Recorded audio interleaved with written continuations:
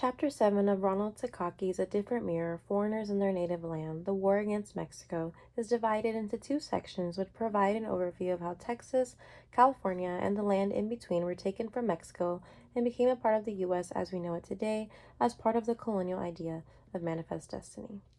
During the 1820s, Anglo-Americans crossed the Mexican border into Texas. Many of these Americans were slaveholders wanting new land for cotton cultivation, and Mexican authority figures were wary of this influx of foreigners as they were seen as intruders that defied Mexican laws and frequently incited riots.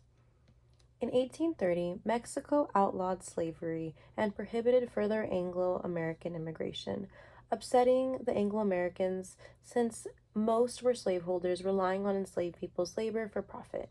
Anglo-Americans continued to move into Texas, making them supposed illegal immigrants and causing tensions between them and Mexican people to rise. The white Americans felt they had to start a war in order to redeem Texas and settle it with an intelligent and honorable, enterprising people. After a brutal insurrection and counterattack, Mexican Governor General Antonio Lopez de Santa Anna was forced to cede Texas to Anglo-American Sam Houston in a treaty. Despite Mexico repudiating the treaty that took Texas from it, Sam Houston declared Texas an independent republic named the Lone Star Republic with himself as president. Their struggle was stated to be one against Mexican tyranny and for American democracy. In 1845, the U.S. annexed the Lone Star Republic, but the two countries continued to dispute where the border should be, with the U.S. wanting it to be at the Rio Grande and Mexico wanting it to be 150 miles north of the Nieces River. U.S. forces continued to find different reasons to move in on the territory, but their true motive was that they wanted to eventually annex California, as California's ports, cattle hides, and economy were all desirable to U.S. settlers. Thus, in 1846, the revolt began to take California from Mexico, establishing the Bear Flag Republic with the flag displaying a grizzly bear facing a lone star, meant to suggest an analogy to Texas. But to Mexican people, the bear was a thief and a symbol of intruders they called los osos. The taking of California included the arrest and torture of Comandante Vallejo, a member of the Mexican elite. People like himself with fair skin were thought of as having pure Spanish blood, and as you went down the hierarchy of hacienda labor, the laborers were described as becoming darker and muddier, as the servants were usually native people with darker complexions. When Anglo-Americans first moved into California, they were welcomed and even offered land grants as long as they converted to Catholicism and became naturalized citizens. However, as more Anglo settlers came in, they began to characterize Mexican people as idle, thriftless people and believed that the country could grow greatly if the land were in the hands of more enterprising white people. American settlers eventually conquered the land with the pretense that they were defending the interests of themselves against unfair, arbitrary Mexican rule. But this was just an excuse that Comandante Vallejo claimed they used in order to be able to play the Texas game, or in other words, move in on the territory and exploit the land and people. After the taking of California, American soldiers committed violent atrocities against the Mexican population. American soldiers themselves stated that their men seemed to enjoy acts of violence. One Mexican newspaper denounced the soldiers' actions and described them as drunkards, vandals, monsters, ragged, smelly, and shameless.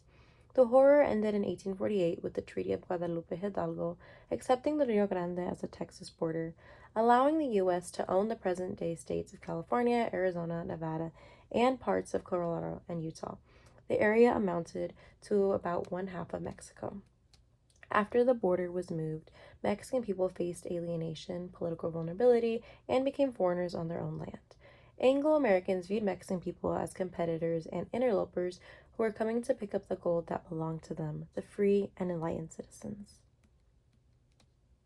Political and legal restrictions not only lessened the rights of Mexican people as citizens, but also as landowners.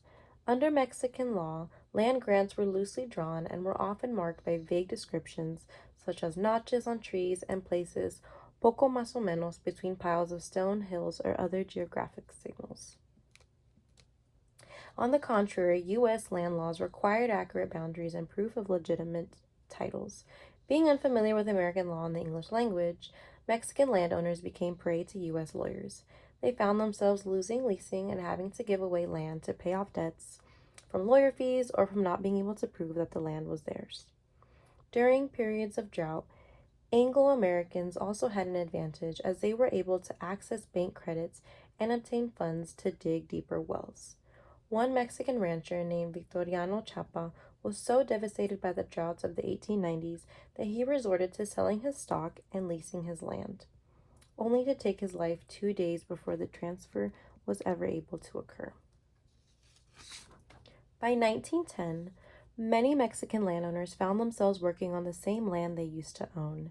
They became vaqueros and agricultural workers, as agricultural labor was seen as a Mexican job by Anglo-Americans.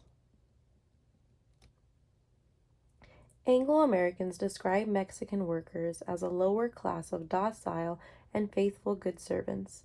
The Mexican people demanded self-respect by forming unions and going on strike to advocate for higher wages and the protection of their jobs from imported labor.